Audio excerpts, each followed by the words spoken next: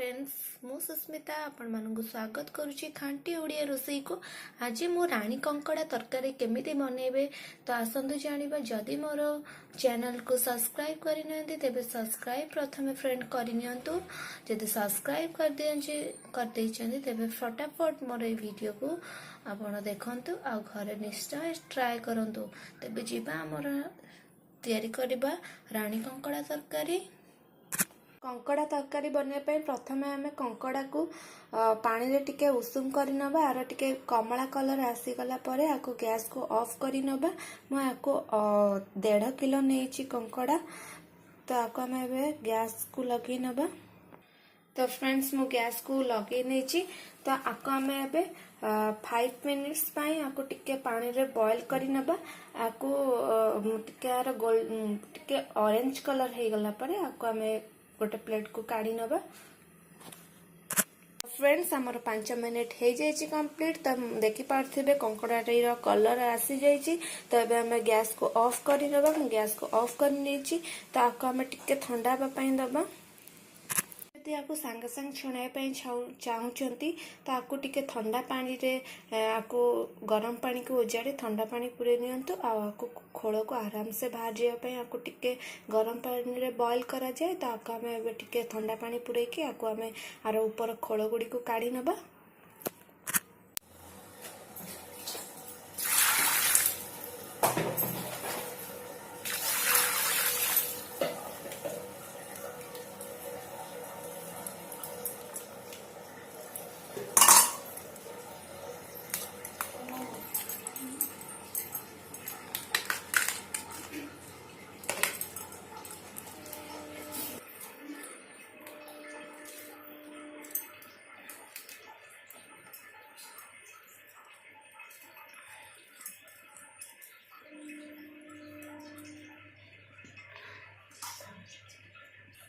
Friends आपन तो जानी पार्थिबे रानी कंकड़ा केमिति छड़ा जाए।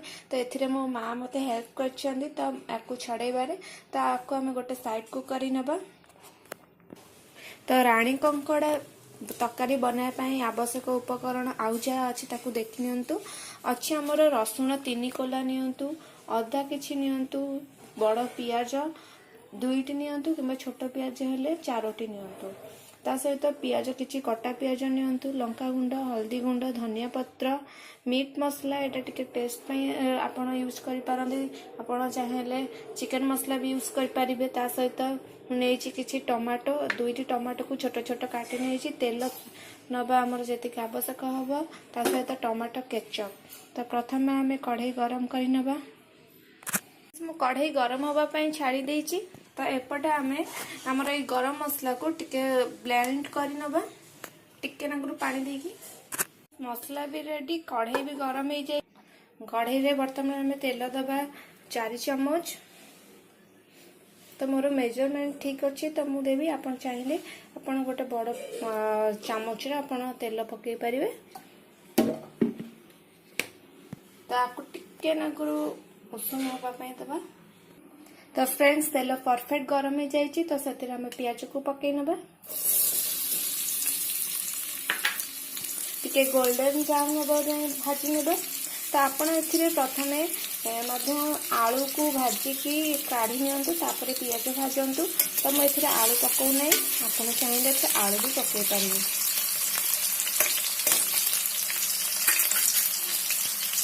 तो आमर पूरा गोल्डन ब्राउन हो आसला। तो से कटा होगा बिलाती को पकई नबा।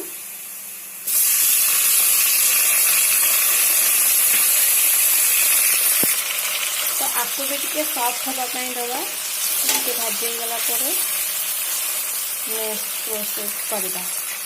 फ्रेंड्स आमर बिलाती भी सॉफ्ट हो गलानी। तो से आमर हळदी गुंड 1 चम्मच पकई नबा, लंका गुंड 1 चम्मच पकई नबा। ताकि भल भाव में गोल दबा। तो मैं तीखा लाल मिर्ची नहीं आपन चाहिए काश्मीरी रेड चिली पाउडर भी नहीं पारती। आपणकर मनपसंद रेड चिली पाउडर आप यूज करें। आमर बटा होता पियाज रसुण अदा पेस्ट को पकई नबा। तो एथिरे टिके धोईकी पानी देदेबा एथिरे तो प्रथम आपको आम टिके भल भाव में गोली नवा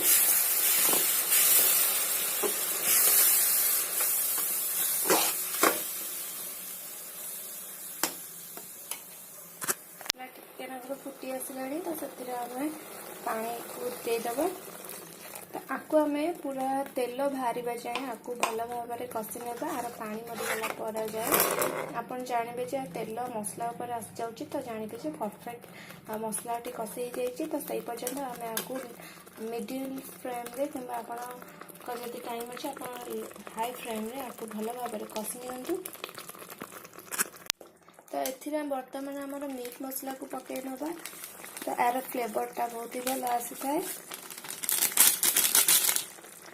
तो आपको आम भल भाव गोली नवा एथिरे आपण लुण आपण बहुत कम यूज करेंगे कहीं यहाँ कंकड़ा देह लुण अंश अधिक थाए तो एथिरे पूरा ही कम लुण नियंतु तो एथिरे आम बर्तमान लुण पकई नवा तो मु 1.5 किलो कंकड़ा रे हाफ चम्मच लुण यूज करी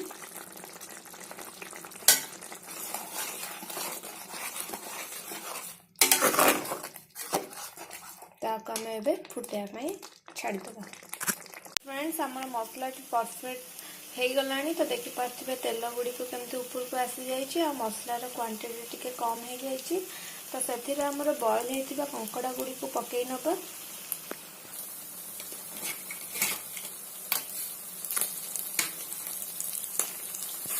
या टिके भल भाव में मसला सहित आपको गोल नवा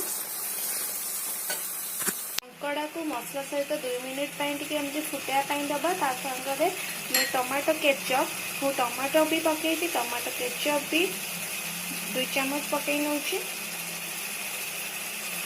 आपको आम टे भल भाव में गोल नवा तो ये टिके आपको भी गोल नहीं तो आपको आम 2 मिनिट टिके कषिला आधे टिके पानी देदेबा फ्रेंड्स 2 मिनिट हो जाइए मसला सहित कंकड़ा भी मिसी जाइए तो आम गोटे ग्लास पानी देवा तो आपको ग्रेवी मोटा करने चाहिए अल्प पानी दिंतु टे पतला करने चाहिए आ ग्लास अधा दिंतु तो मुझे पानी ही देवी टिके मसला कम रहा दरकार मोर पानी तो से मुझे पानी यूज करी तो आपको आम टे 5 मिनिट्स फुटाई दबा फ्रेंड्स तरकारी तो आम फुटी आसला तो से केवल गरम मसला बदल में केवल दालचीनी गुंड यूज करुच्ची तो गोटे पिंच यूज करुच्ची तार फ्लेवर भी बहुत भल आसता है तो बास्ना भी आहरी भल हुए ता सहित धनिया पत्र किसी नौ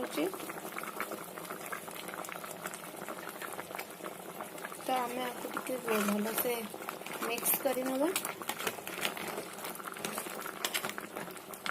तो यार फ्लेवर घर सारा बहुत ही बास्ना आसी गई तो आपको आम 2 मिनिट आउ टे फुटाई देवा फ्रेंड्स टाइम आस गैस ऑफ कर तो गैस को ऑफ कर नौ तो मो गैस को ऑफ कर देइछि तो आपको आम टे ठंडा है आपको आम गोटे प्लेट रे सर्विंग बाउल सर्व करवा